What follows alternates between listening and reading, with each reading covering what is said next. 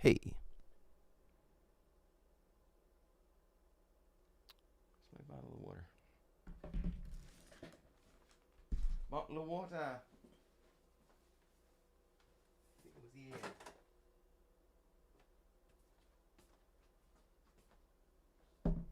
Need the bottle of water.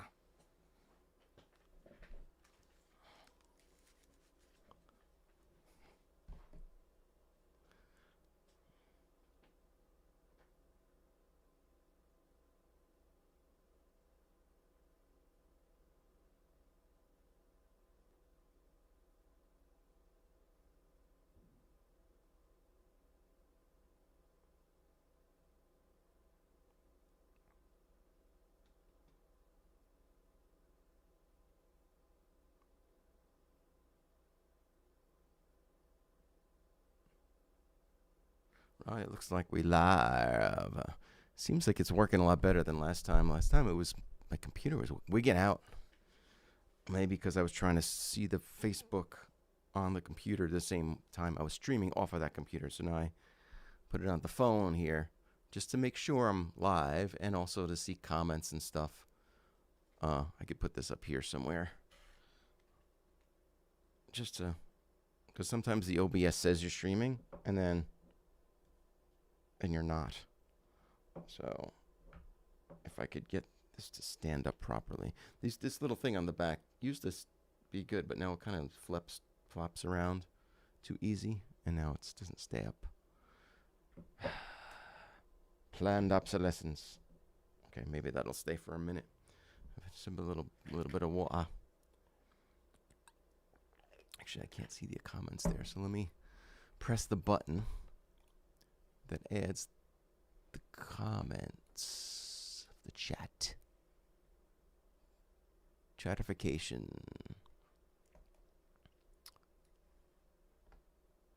Ready to receive chat messages. Anybody wants to chat? Let's give it a minute. I see people joining. NBC. NBC. Did you guys see that? That was the Howard Stern movie. I haven't seen that since it came out.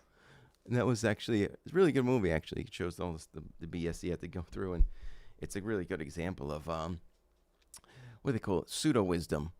So in the music industry, the radio industry, and the movie industry, and almost every industry, you have pseudo-wisdom. People who think that they know everything, and they're trying to tell everybody how it should be done, and you need to do it this way or that way. And they wind up, when you do it differently, and then you're successful despite them, they're like, I mentored that person. And that sounds pseudo-wisdom. Eddie Hazel. Yeah, Mag Brain. I didn't get into Eddie Hazel and that stuff till later. I was familiar with it, but I didn't really get into funk until maybe 10 years ago. A little more into it. I started playing with Donna, who you've seen the videos. She got me into a lot of that stuff. Betty Wright, and I was always familiar with P-Funk and Grand Central Station, but she even turned me on to some other specific things that I hadn't been that familiar with.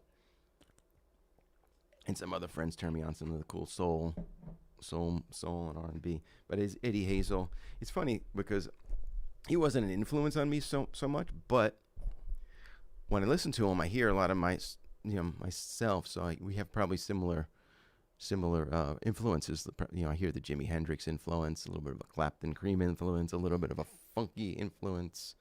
He's got that fuzz sound that you hear on the Isley Brothers records and stuff like that. And then, of course, later came Prince, who was obviously a disciple of P-Funk and all of that stuff. People don't realize a lot of people don't realize how influential P-Funk was for everything. I mean, Snoop Dogg, most people know dog, diddy dog, doggity dog, whatever. They think that means that's Snoop Dogg, but he's totally stole that from Atomic Dog, which was P-Funk. And, just so much. Most of hip-hop is like samples of P-Funk and James Brown, pretty much. And it's funny. Once in a while, I'll hear an original tune, and I'm like, holy cow, I didn't even realize that was that I recognize that sample from a James Brown tune or P-Funk tune or whoever. I hear the original. I'm like, holy cow, that's that hip hop tune from the 90s or whatever. And that's what they do. And usually it's the part when there is a hip hop tune that I like, I'm like, oh, I really dig that new hip hop tune. This is a really cool guitar part. Then I really research it. I'm like, oh, it was something from the 60s that they stole. So it's like, oh, the rest, it's like they took, I don't know, there's some good rappers. There's definitely some good rappers, that are doing some really interesting things phrasing wise. But a lot of them, it's just like they're taking, I don't know. I liken it to if I took a Monet painting and cut it up and chopped it up and kind of made a new thing out of it. Yeah, it will be new art, but you kind of ruin the Monet, let's keep the Monet was better. Mostly, although I dig some of the raps. The Biggie rap when he raps over the Michael Jackson. Was it Billie Jean? Quite profane, but actually it's a good rap. But Eddie Hazel, let's P-Funk, and I don't know if everybody knows that Donna, who's plays bass on almost every song on my last two records and is on the live shows, and I've been playing with since probably 2002 in different projects, multiple projects. She played with Bernie Worrell from P-Funk. There's video of her at Woodstock in front of like 50,000 or 70,000 people at Woodstock playing bass on stage with Bernie Worrell, and then George Clinton comes out and does some songs with them. I'm friends with a few of those guys actually. Mike Moon is also on that video, who's played with them, a guitar player friend of mine. He's been down at the studio. We dig each other's guitar playing. He also played with Gloria Gaynor. And then I played with two of Gloria Gaynor's drummers, Gary, who you see on the latest Red Flags live video, and also John DiGiulio was with her for 15 years or so, and he's played with a lot of those guys from Jersey and New York. They play with a lot of the same Jersey bands. There's a circuit of like session guys. Gary U.S. Bonds, Dion, Gloria Gaynor, the Drifters, Dupree's, a lot of those 50s doo-wop bands. Becca in the house. Literally. now when we say in the house, we are like very literal these days. I was listening. Oh, you know what? I might as well. Now I have the ability to do YouTube. So check out this tune. I posted it. What I do sometimes, if you watch my Facebook, I do the random song pick of the day, and I call it random because sometimes I have a very wide taste in music. I mean, I studied Beethoven and classical. I studied John Coltrane and jazz. I love Iron Maiden and Tool, and so the picks are everything from Natalie Merchant to Tupac to Black Sabbath to whatever. But there was a David Byrne tune.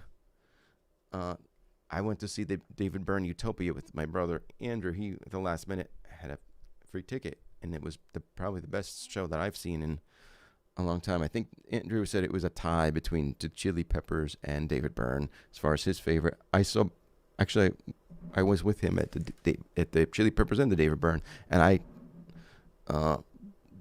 my preference was the David Byrne. I said the David Byrne Utopia show on Broadway was one of the top shows that I've seen.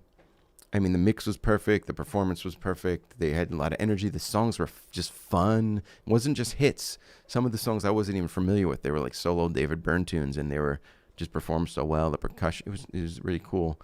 But I would say that was one of the best shows I've seen. I've seen Metallica twice, and both times they were fantastic. I saw them back in like 88, 89 on the Justice for All tour. They're fantastic. And then I saw them a few years ago in San Francisco. They're all old guys now, and they were still, I were probably tighter than they were, 20 some odd years ago. Billy Joel I've seen 3 times, and he was phenomenal. I saw him like maybe a year ago, and he's getting older. He's in, I don't know, like late 60s. So he doesn't move around, and his voice isn't as good as it was, but he still sang his ass off. His voice sounded good for, I saw him in, Billy Joel was probably the first real concert I ever saw. And that was probably in 87 or something at what then was the Brendan Byrne Arena. I think now it's Continental or I don't know. They change the name every year. Or was it? There was I don't know what they call it, something different every year, which is kind of silly, because then the arenas, if they constantly change the name, it's like, it's the same arena. They're just changing the name because they get a different sponsor. It's like, keep one name and then put sponsored by Verizon instead of calling it the Verizon Arena, and then next year it's the AT&T Arena. Anyway, what was my point? Oh, let me play this tune. So I figured out, as you could see, the quality of this video has gotten significantly better. The first couple of ones were grainy. Now this is like movie quality. This is like Quentin Tarantino movie with the quality here, with the, and I haven't really tweaked the lighting or anything that much. But let's check out a little bit. See, now I could do the YouTubes at the same time as you see my face. And I could, if I could find the window, I can play music, and you could hear the music. This is easier to said than done, because you'd think, oh, you just play it, but the computer doesn't work that way. When you're streaming, it doesn't just play everything that you play. You have to have special software for that. So I was playing, he was on the Colbert Show, and I'll just play a little bit of it, but this is the gist of